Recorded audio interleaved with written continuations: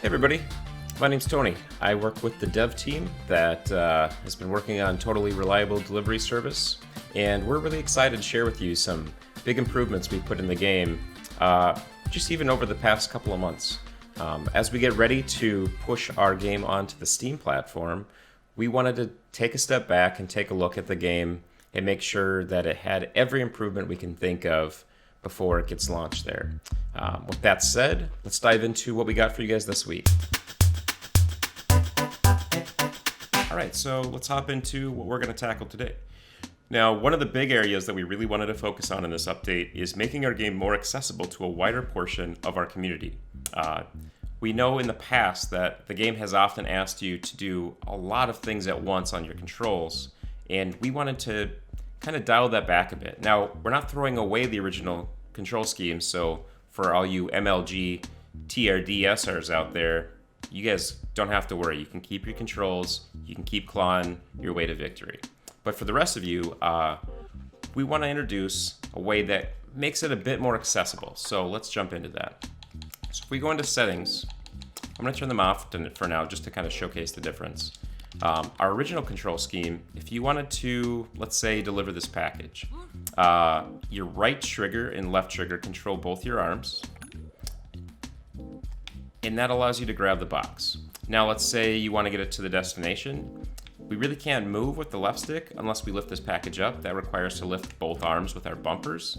So now we're up to 4 buttons, 5 with the stick, and if we want to run, we have to hold another button. That's not even if you need to change the camera or anything, so that can jump up to about 7 buttons. Now, I've played the game long enough that I'm kind of used to it, but we've developed a system that's a lot more accessible and just frankly a lot easier for a lot of us.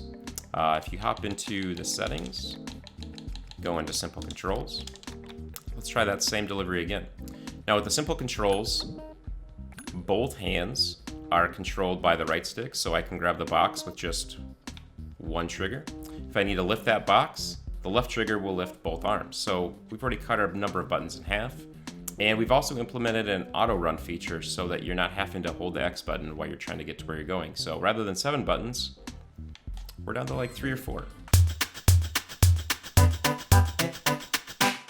Next up, I'd like to show you guys what we've been doing with vehicles. Now, this one's a little bit harder to showcase since I have it live, but we'll use this dumpster for an example. Now, in the past, the way to get into a car would have involved sitting there and trying to hop into it and hoping you can get in just the right spot. A lot of times you'd knock yourself out and what have you. So it usually would take a bit, and I'm really trying to give this my best. I can't get in, but that's okay.